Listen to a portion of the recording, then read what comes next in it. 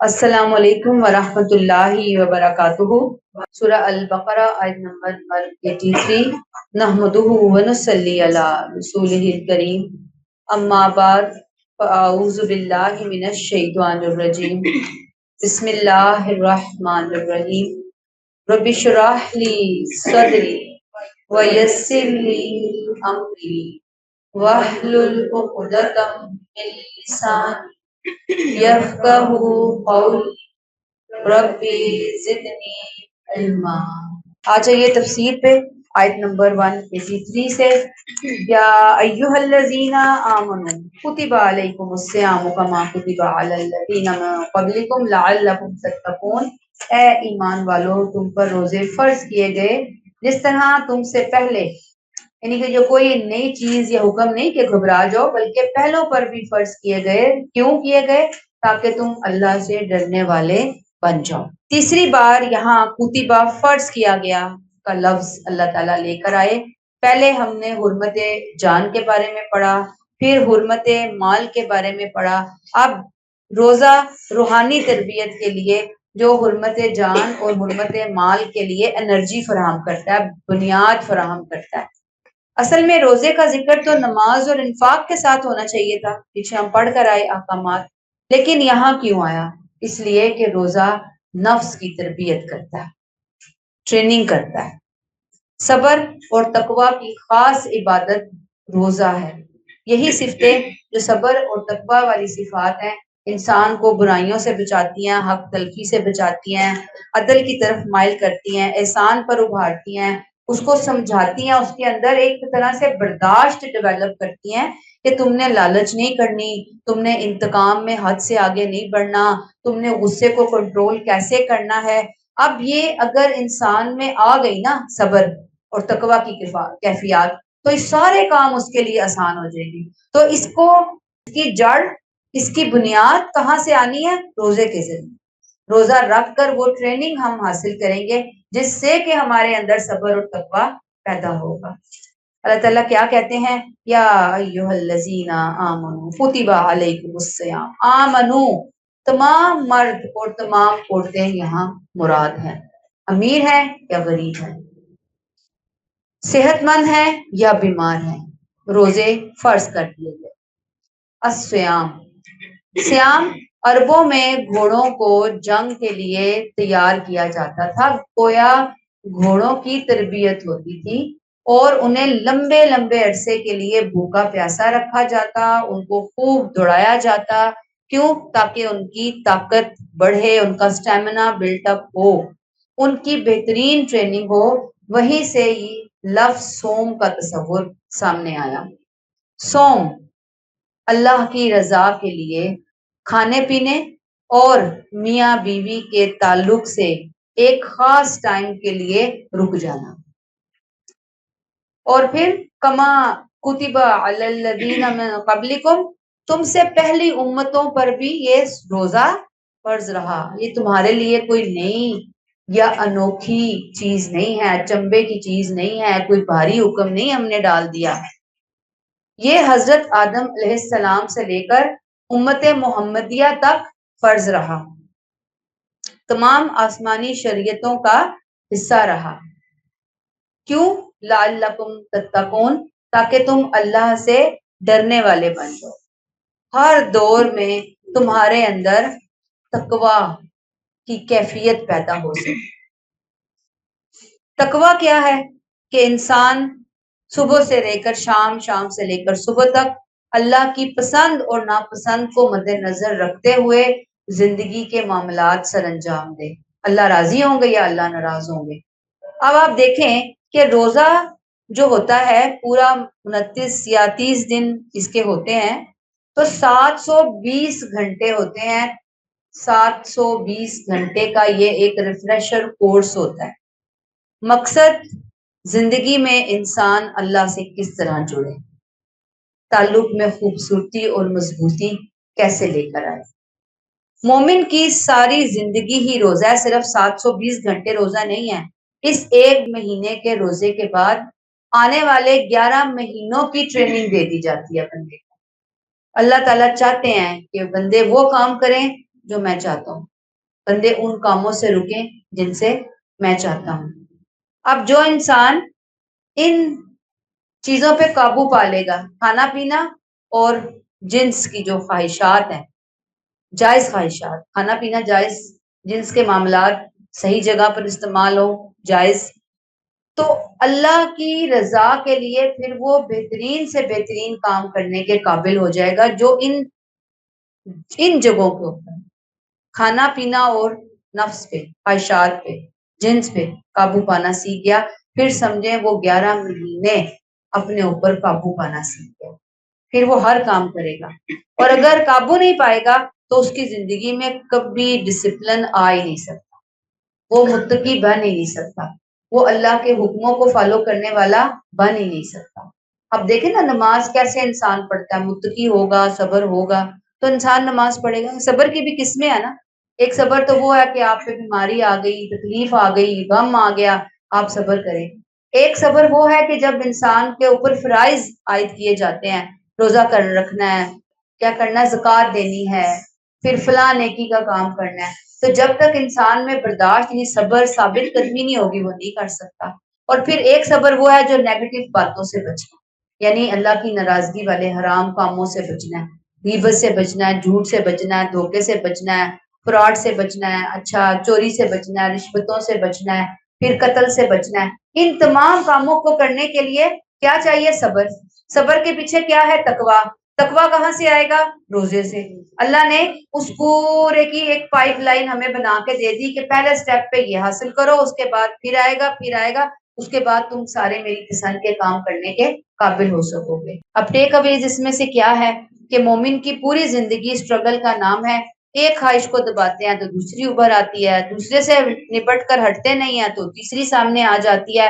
ہر وقت انسان کھڑا ہو رہا ہوتا ہے، گر رہا ہوتا ہے، یا اس کے سامنے شیطان ہوتا ہے، اس کے ساتھ اس کی فائٹ ہو رہی ہوتی ہے، اور انسان کبھی پاس ہو جاتا ہے، کبھی فیل ہو جاتا ہے، اور اس پوری جدوجہد، اس پوری جنگ اور اس کشمکش میں اس کا مقصد کیا ہوتا ہے کہ میرا رب کہیں مجھ سے ناراض نہ ہو جائے، میرا رب مجھ سے راضی ہو جائے، اس لیے وہ یہ سب کچھ کر رہا ہوتا ہے۔ تو جس نے 1 ماہ کی ٹریننگ کر لی نا، بس پھر وہ 11 ماہ برائیوں سے انشاءاللہ بچنے میں، اس جنگ میں کامیاب ہو سکے گا، کچھ نہ کچھ کامیابی حاصل ضرور ہوگی، لیکن وہ کب؟ جب کہ اس 1 ماہ کی ٹریننگ اس نے اس طرح سے کی جیسے کہ اللہ اس کو ٹریننگ دینا چاہتے، یہ نہیں کہ من پسند کی ٹریننگ کی، کھائے پیا اور پورا دن آرام سے سوتے ہوئے گزار دیا، باقی ٹائم جو بچا وہ میڈیا پہ گزار دیا، ٹی وی پہ گزار دیا، گپ شپ میں گزار دیا، ریلیکسیشن میں گزار دیا، نہ کوئی عبادت، نہ کوئی معاملات، نہ کوئی حسن اخلاق، نہ کوئی ویلفیئر کے کام، یعنی روزہ آیا اور روزہ گیا، پھر اس نے کیا سکھانا ہے انسان؟ روزہ آیا تو پھر تھوڑی مشقت تو انسان کو فیل ہونی چاہیے نا روزے میں۔ پھر نبی کریم کی اس حدیث کو ذہن میں رکھیں کہ روزے سے تقویٰ لینا ہی لینا ہے، ورنہ صرف فاقہ ہی فاقہ ہوگا۔ آپ صلی اللہ علیہ وسلم نے فرمایا کہ بعض روزہ داروں کو روزے سے بھوک کے سوا کچھ نہیں ملتا۔ پھر آپ نے فرمایا کہ جو جھوٹ بات کرنا اور فریب کرنا اور جہالت کی باتوں کو نہ چھوڑے، یعنی روزے کی حالت میں، تو اللہ کو اس کی کوئی ضرورت نہیں کہ وہ اپنا کھانا پینا چھوڑے، یعنی روزہ رکھ کر ان تمام باتوں سے بچنا بہت ضروری ہے، ورنہ روزہ ضائع۔ پھر آپ نے فرمایا، اللہ فرماتا ہے کہ انسان کا ہر نیک عمل خود اس کے لیے، مگر روزہ کے وہ خاص میرے لیے ہے اور میں ہی اس کا بدلہ دوں گا، اور روزہ گناہوں کے لیے ایک ڈھال ہے۔ اب اگر کوئی روزے سے ہے تو اس کو فحش گوئی نہیں کرنی، شور نہیں مچانا، اگر کوئی اس کو گالی دے رہا ہے، اگر کوئی اس سے جھگڑنے کے لیے آ رہا ہے تو اس کا جواب کیا ہوگا؟ یہ نبی کریم کی حدیث کی روشنی میں آپ کو بتا رہی ہوں کہ وہ کیا کہے کہ میں روزے سے، میں روزے دار آدمی ہوں۔ پھر آپ نے فرمایا، اس ذات کی قسم جس کے ہاتھ میں محمد صلی اللہ علیہ وسلم کی جان ہے، روزے دار کے منہ کی بو اللہ کے نزدیک مشک کی خوشبو سے بھی زیادہ بہتر ہے۔ روزے دار کو 2 خوشیاں حاصل ہوں گی، جب وہ افطار کرتا ہے تو خوش ہوتا ہے، دوسرا جب وہ اپنے رب سے ملاقات کرے گا تو اپنے روزے کا ثواب پا کر خوش ہوگا۔ پھر ایک اور حدیث سنیے، شروع میں جب اسلام آیا تو آپ نے عاشورہ کے دن کا روزہ رکھنے کا حکم دیا، پھر جب رمضان کے روزے فرض ہو گئے تو پھر آپ نے کہا کہ جس کا دل چاہے عاشورہ کا روزہ رکھے، جس کا دل چاہے نہ رکھے، نہیں اس روزے کو آپ نے آپشنل قرار دے دیا۔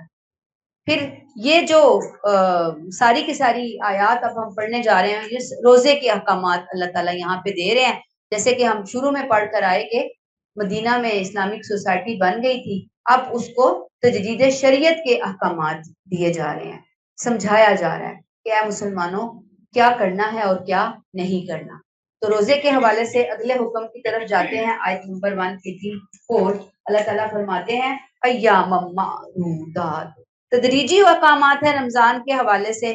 آیت 185 میں یہ حکم مکمل ہوگا، اور یہ بھی آتا ہے کہ آپ صلی اللہ علیہ وسلم نے پہلے مسلمانوں کی تربیت کے لیے مہینے میں 3 نفلی روزے رکھنے کی تعلیم دی تھی، یعنی پہلے کہا کہ عاشورہ کا روزہ رکھو لازم ہے، پھر نفلی روزے رکھنے ہیں تو مہینے میں 3 روزے جو ہیں وہ رکھ لیا کرو۔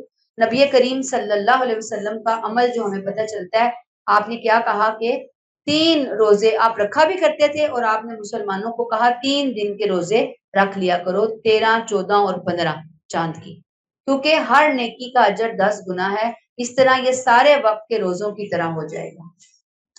اور آپ دیکھیں کہ اللہ تعالیٰ نے مسلمانوں کے لیے آسانی کی کہ باقی احکامات کی طرح روزے کے احکامات بھی آہستہ آہستہ کر کے نازل فرمائے۔ ایام معدودات، گنتی کے چند دن، اور کتنے دن؟ 29 یا 30، 10، 10 اور 10، عشرہ پہلا، دوسرا اور تیسرا۔ اب یہ لفظ روزوں کو آسان اور قابل برداشت بتا رہا ہے تاکہ بندے پریشان نہ ہو جائیں، گھبرائیں نہیں، اور خاص طور پہ گھبراتا انسان کب ہے؟ یہ جو گرمی کے انتہائی جون جولائی کے سخت روزے ہوتے ہیں، ٹائم ڈیوریشن بھی بہت زیادہ بڑھ جاتا ہے، 17 گھنٹہ، 16.5 گھنٹے کا روزہ، بعض ملکوں میں تو 22 گھنٹے کا روزہ بھی ہوتا ہے۔ تو اللہ نے کہا کوئی بات نہیں، 10 دن کے 3 ہی تو آپ نے عشرے پورے کرنے ہیں، فٹافٹ گزر بھی جائیں گے۔ فمن کان منکم مریضا، اس پر بھی تم میں سے جو بیمار ہو، او علی سفر، یا سفر پر ہو، مسافر یا بیمار کو اختیار دے دیا گیا، فعدۃ من ایام اخر، وہ دوسرے دنوں میں گنتی پوری کر لے، یا وعلی الذین یطیقونہ فدیۃ طعام مسکین، اور جو اس کی طاقت رکھتے ہوں ایک مسکین کو کھانا کھلا دیں، تو ان پر ہر روزے کا بدلہ ایک مسکین کا کھانا ہے۔ فمن تطوع خیرا فہو خیر لہ، اور اگر کوئی اپنی خواہش سے کچھ زیادہ بھلائی کرے تو یہ اس کے لیے بہتر ہے۔ اچھا، اب آپ دیکھیں کہ جب یہ آیت نازل ہوئی تو فمن کانا منکم کیا ہے؟ مریضن ہو ولا سفر فعدۃ من ایام اخر، تو صحابہ فرماتے ہیں کہ جس کا جی چاہتا روزہ چھوڑ دیتا اور اس کے بدلے فدیہ دے دیا کرتا۔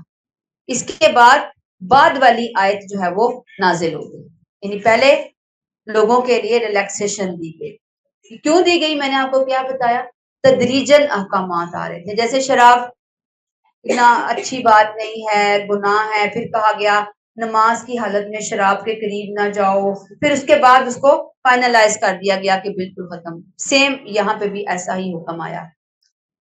ابتدائی دور میں یہ رکھنے والوں کے لیے رکھنا تھا، نہ رکھنے والوں کے لیے نہ رکھنا تھا، لیکن بعد میں آ کر یہ اختیار طاقت رکھنے والے، صحت رکھنے والوں کے لیے منسوخ ہو گیا۔ صرف ایک کیٹیگری کے لیے یہ حکم باقی رہا، وہ کیٹیگری کون سی تھی؟ شدید بیمار، عام بیمار نہیں، شدید بیماروں کے لیے۔ بعد میں وہ روزے پورے کرے گا۔ آپ صلی اللہ علیہ وسلم کی حدیث ہے، آپ صلی اللہ علیہ وسلم ایک سفر میں تھے، آپ نے یعنی مسافر کی بات ہو رہی ہے، ایک آدمی کو دیکھا جس پہ لوگ جھمگٹا کیے ہوئے تھے، اس پہ سایہ بھی کیا ہوا تھا، پوچھا کیا ہوا؟ لوگوں نے بتایا کہ یہ روزہ دار ہے۔ تو آپ نے فرمایا کہ تمہارا سفر میں روزہ رکھنا اچھے کاموں میں سے نہیں، یعنی اتنی شدید گرمی اور اتنے لمبے سفر اور سہولتیں بھی نہیں ہوتی تھی اس طرح سے، تو آپ نے کہا کہ یہ اچھے کاموں میں سے نہیں ہے، یعنی جان ہی چلی جائے بندے کی، تو پھر روزہ یہاں پہ نہ رکھنا بہتر تھا۔ اور پھر اس کے علاوہ جب جہاد کا موقع بھی ہوتا تو آپ صلی اللہ علیہ وآلہ وسلم صحابہ کو روزہ چھوڑنے کا حکم دے دیا کرتے تھے۔ اب جب یہ حکم آیا کہ بھئی روزہ جو ہے نا، وہ اگلی آیت ہم پڑھیں گے انشاءاللہ تو اور کلیئر ہو جائے گی آپ کو، یہ حکم کس کے لیے ختم کر دیا گیا؟ صحت مندوں کے لیے. کن کے لیے باقی رکھا گیا؟ انتہائی شدید بیمار، عمر رسیدہ یا کمزور بھی ہیں تو انتہائی بیمار کے اندر ہی آئیں گے، معذوروں کے اندر آئیں گے، ان کے لیے یہ حکم باقی رکھا گیا. اچھا، بعض علماء نے اجتہاد کیا انہی آیات کو سامنے رکھ کے کہ حاملہ اور دودھ پلانے والی خواتین بھی روزہ جو چھوڑتی ہیں، یعنی اگر وہ پریگننٹ ہے اور اس نے روزے نہیں رکھے، 30 روزے اور 29 روزے نہیں رکھے، اور پھر جب اس بچے کو دودھ اپنا پلا رہی ہے، ماں کمزور ہے، وہ کمزور ہے یا اس کی ہمت نہیں ہوتی کہ وہ دودھ پلائے یا روزہ رکھے، یعنی دونوں میں سے ایک چیز چننی پڑے گی، یا بچے کو دودھ نہیں پلائے گی اپنا تو یا روزہ چھوڑے گی. یعنی اگر 1 سال پریگننسی میں گزرا، اگلے 2 سال یا 1.5 سال اس کا گزرا ہے دودھ پلانے ذات کے حوالے سے، تو علماء کرام نے انہی آیات کو سامنے رکھ کر اجتہاد کر کے حاملہ اور دودھ پلانے والی خاتون کو روزے سے ایگزیمپٹ کر دیا. کچھ لوگ بالکل ایگزیمپٹ نہیں کرتے، وہ کہتے ہیں کہ عورت بعد میں اپنے روزے پورے کرے گی.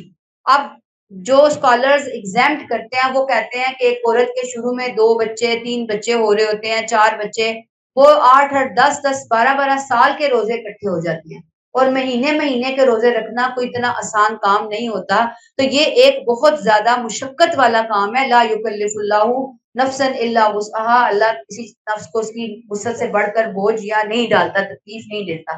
تو بہرحال یہ ایک رائے اشتہاد موجود ہے، جیسے دوسری طرف رائے اور اشتہاد موجود ہے جو کہتے ہیں کہ نہیں روزہ رکھے گی، وہ ہر صورت روزہ رکھے.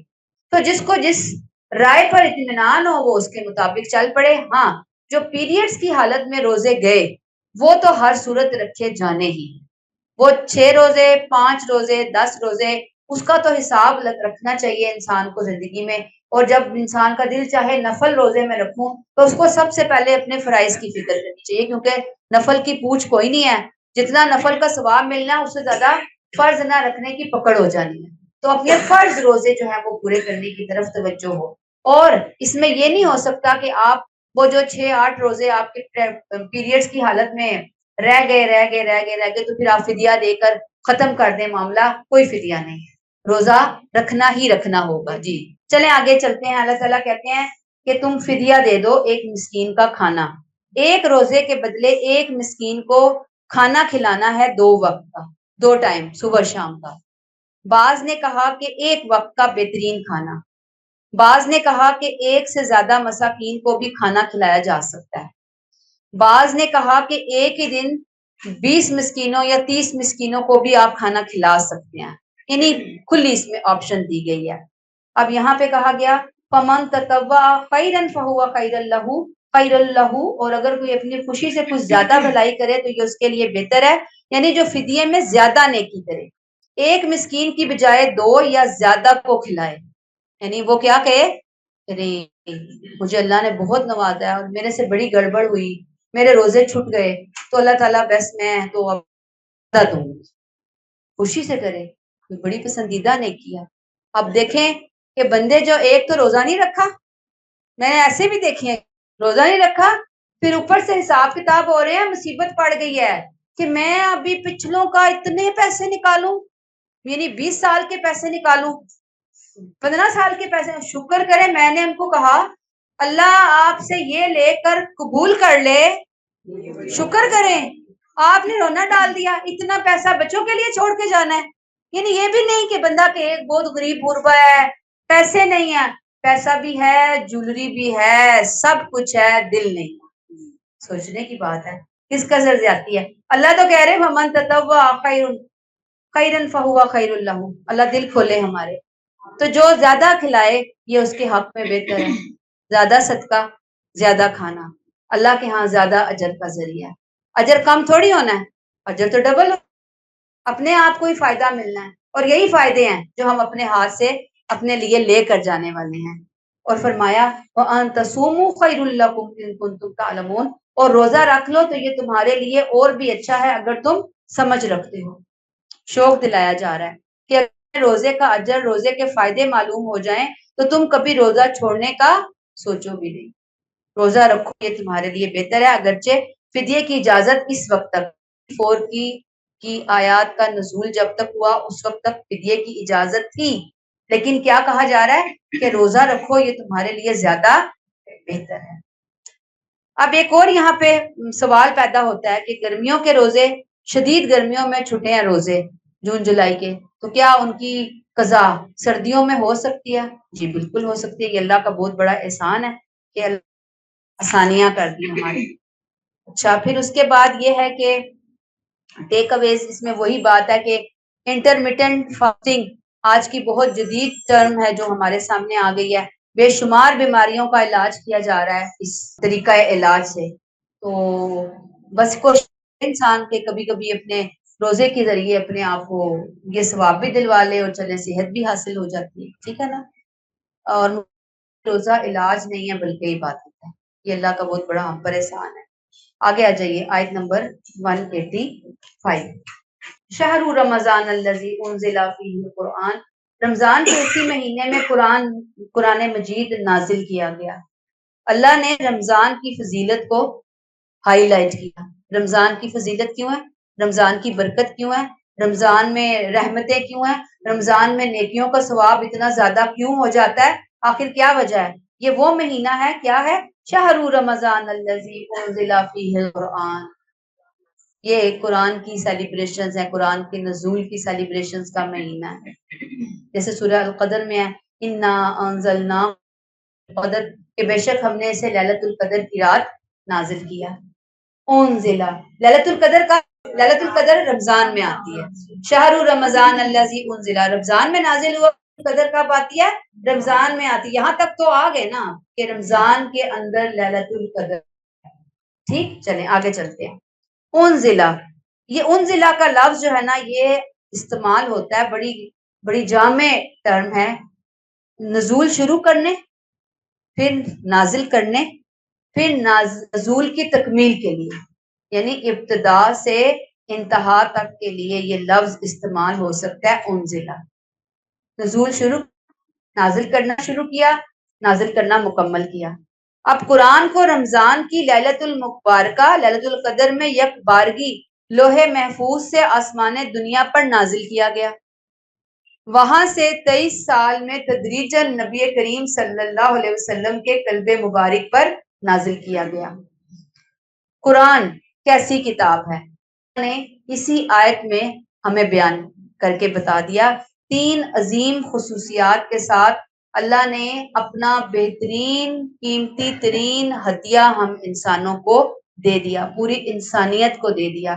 یہ قرآن جو میں اور آپ تھام کر بیٹھے ہیں، وہ کلام جس کو سیکھنے اور سمجھنے کے لیے اللہ نے ہمیں چنا، نبی کریم صلی اللہ علیہ وسلم کی اس حدیث کو ذہن میں رکھیے کہ اللہ جس سے بھلائی کا ارادہ کرتا ہے اس کو دین کی سمجھ انڈرسٹینڈنگ، تو اللہ کا اتنا بڑا انعام ہے ہمارے اوپر، ہمیں تو بہت زیادہ فیل کرنا چاہیے، اللہ کا شکر ادا کرنا چاہیے۔ اللہ تو نے ہمیں چنا، تو نے ہمارے ساتھ بھلائی کا ارادہ کیا، تو نے ہم کی سمجھ کے راستے پر ڈال دیا، یہ اللہ تیرا کتنا بڑا احسان ہے، قرآن کی سمجھ کا راستہ تو نے ہمارے لیے کھول دیا اللہ تعالیٰ، ہم اس کی شکر گزاری کرنے والے بندے بنے۔ اب یہ قرآن کیا ہے؟ یہ کوئی اللہ کرے دنیا والوں کی کتابوں کی طرح کوئی کتاب تھوڑی ہے، یہ تو ہماری دنیا کی اللہ کی سب سے قیمتی ترین چیز ہے، جس کو ہم ہاتھوں میں کھو بیٹھتے ہیں سمجھنے کے لیے۔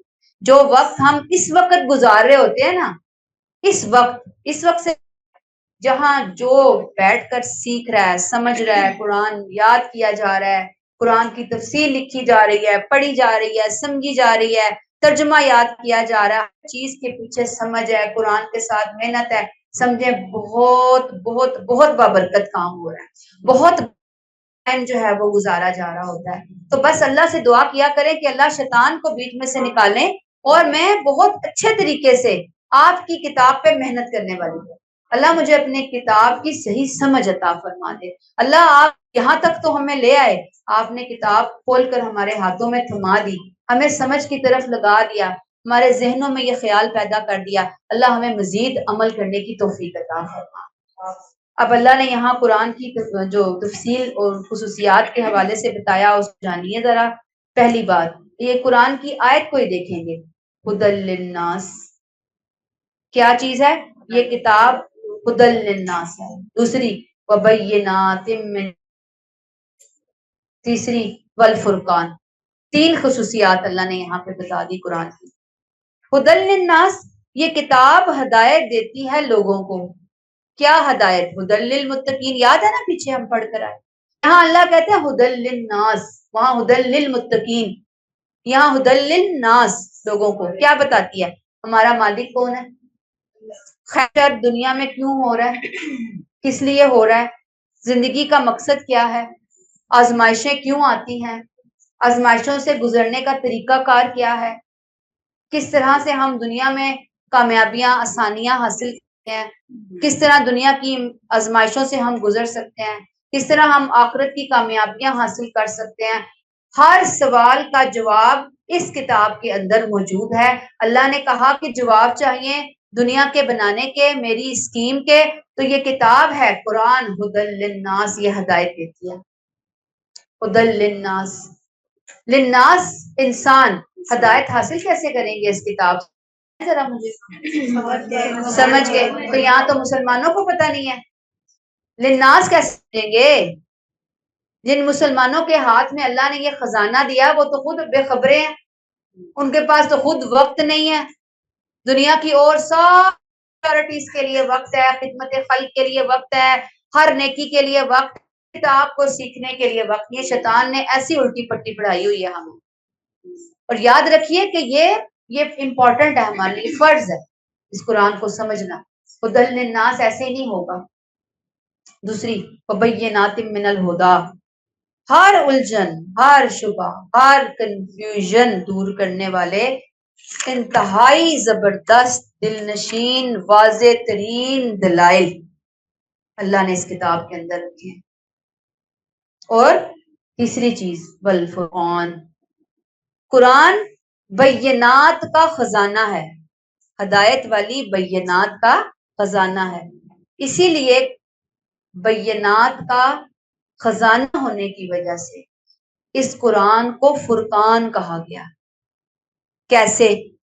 ہر معاملے میں فیصلہ کن بات، فیصلہ کس کی روشنی میں ہوگا؟ قرآن کی روشنی میں ہوگا.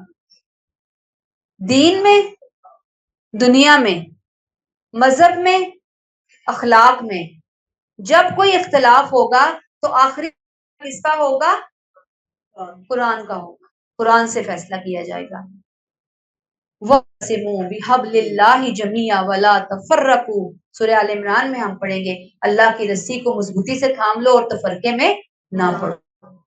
قرآن کی حیثیت کو سمجھنا کہ اس کی وجہ رمضان بابرکت مہینہ قرار پایا، یہی مہینہ ہے جس میں تمام آسمانی کتابیں نازل ہوئیں. جی، صحف ابراہیم، تورات، انجیل، قرآن. بہرحال یہ ہماری جو بڑی تفاسیر ہیں اس میں لکھا ہوا ہے. ہمارے پاس ظاہری بات ہے کہ اس کے لیے کوئی حدیث کا ریفرنس موجود نہیں ہے، لیکن مفسرین کے بالکل پرانے مفسرین ہیں، انہوں نے ان چیزوں کو کوٹ کیا ہے. تو یہ ساری چیزیں رمضان میں نازل ہوئی ہیں. اس قدر زبردست اور بہترین مہینہ اس مہینے کو قرار دیا گیا ہے.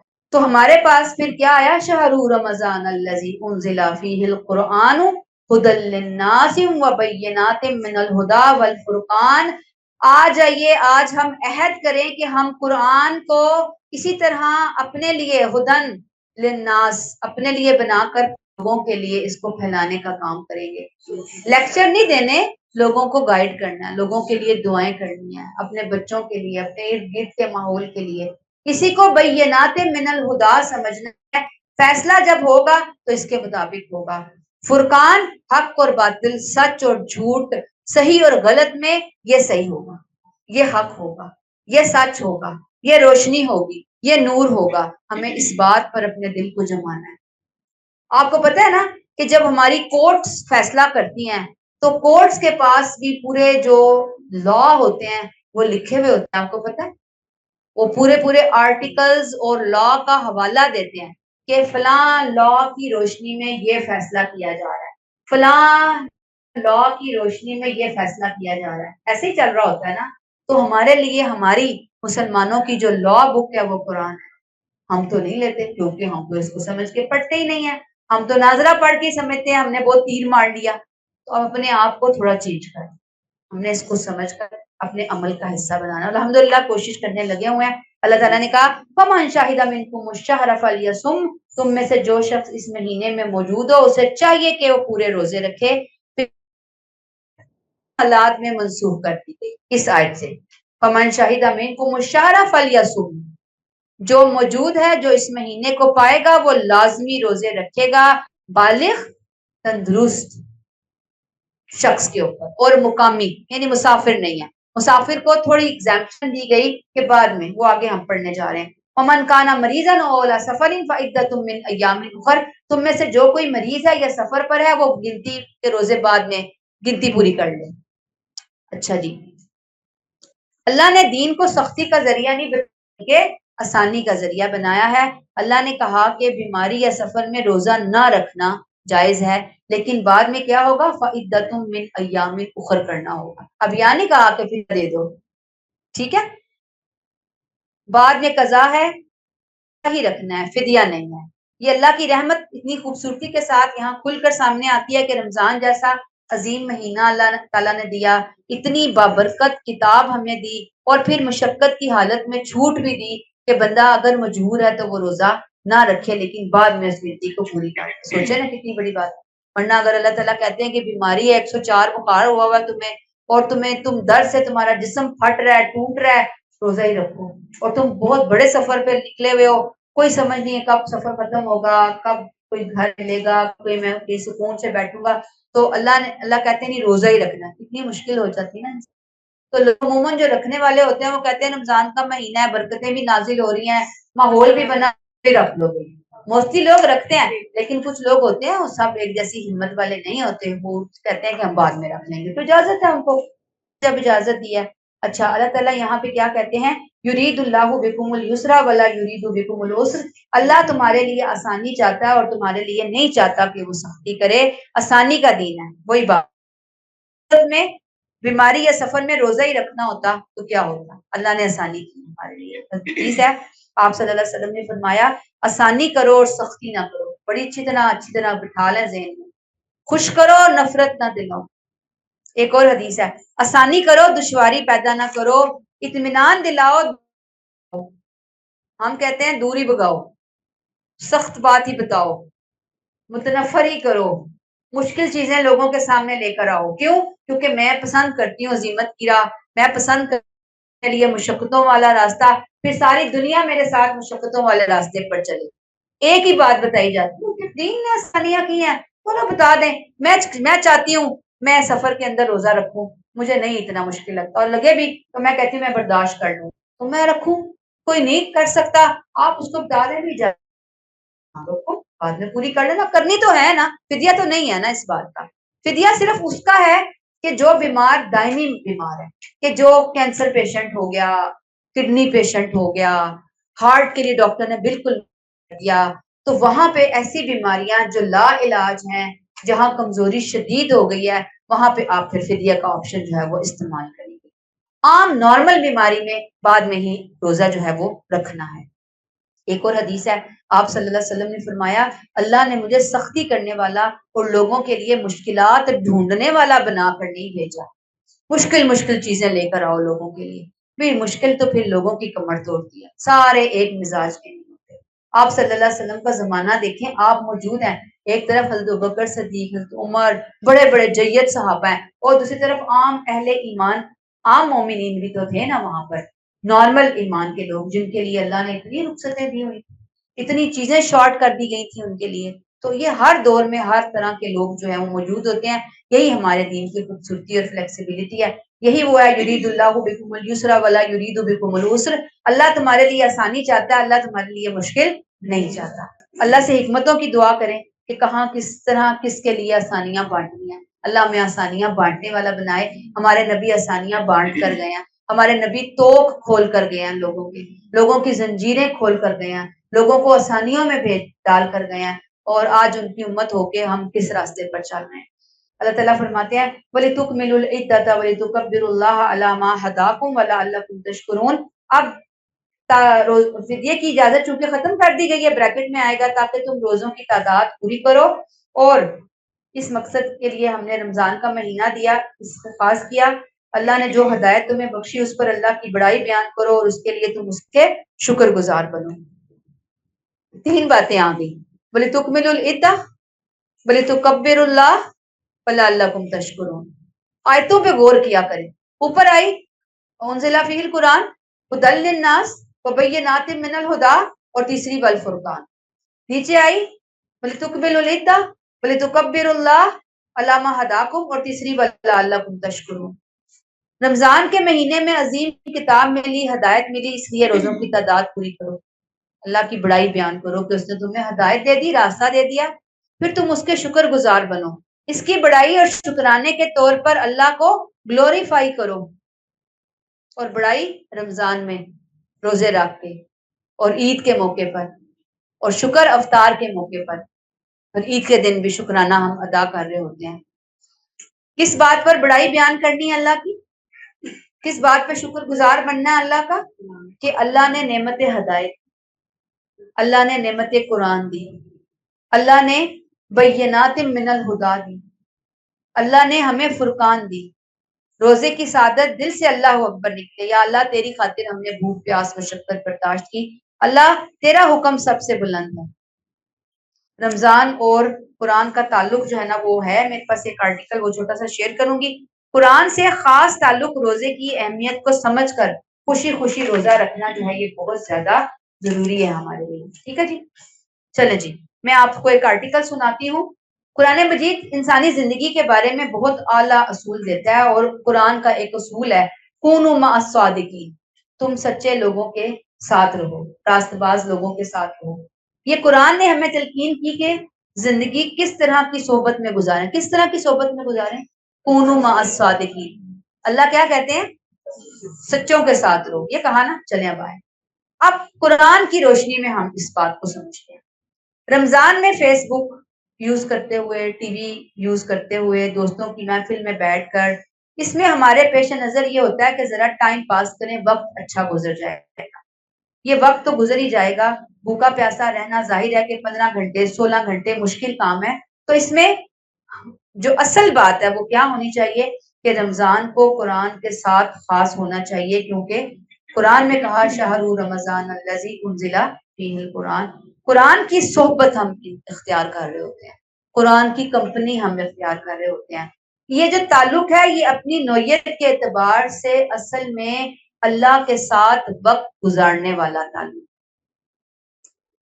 اس پہلو سے دیکھیں، یہ بالکل ایسے ہے جیسے آپ انسانوں کو چھوڑ کر اللہ رب العالمین کے کمپنی میں جا کے بیٹھ گئے، قرآن کو لے کر بیٹھے روزے میں، اللہ کی کمپنی میں بیٹھ گئے، کونوا مع الصادقین، سچوں کے ساتھ بیٹھ جاؤ۔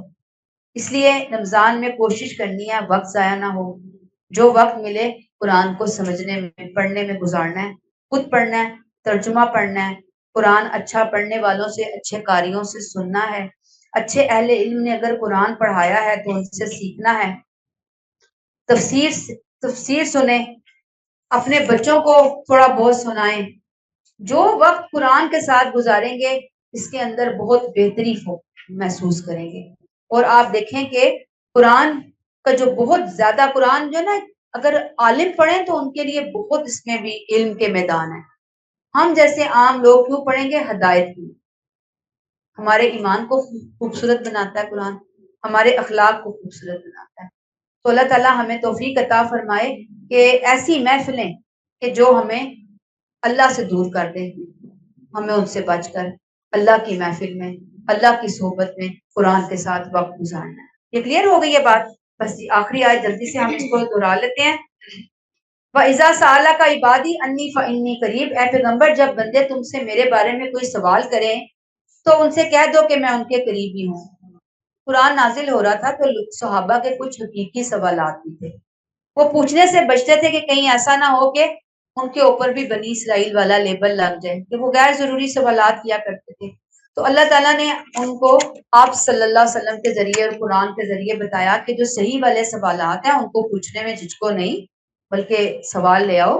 اصل میں سوال کے پیچھے تمہاری نیت صحیح ہونا بہت ضروری ہے اصلاح کے ارادے سے پوچھے جاؤ یہ سوالات بہت میرے ہاں قابل قدر ہیں، لیکن بلا مقصد سوالات، لغو، فضول سوالات، سورہ المائدہ آیت 101 میں ہم پڑھیں گے، اس کی کیا کر دی گئی؟ ممانعت کر دی گئی۔ فرمایا وَإِذَا سَأَلَكَ عِبَادِي أَنِّي فَإِنِّي قَرِيبٌ، جب آپ سے پوچھے میرے بندے تو آپ انہیں کیا کہیے؟ فَإِنِّي قریب۔ یہ جملہ اللہ کی براہ راست قربت کو ظاہر کرتا ہے، میں بندے کی شاہ رگ سے بھی زیادہ قریب ہوں۔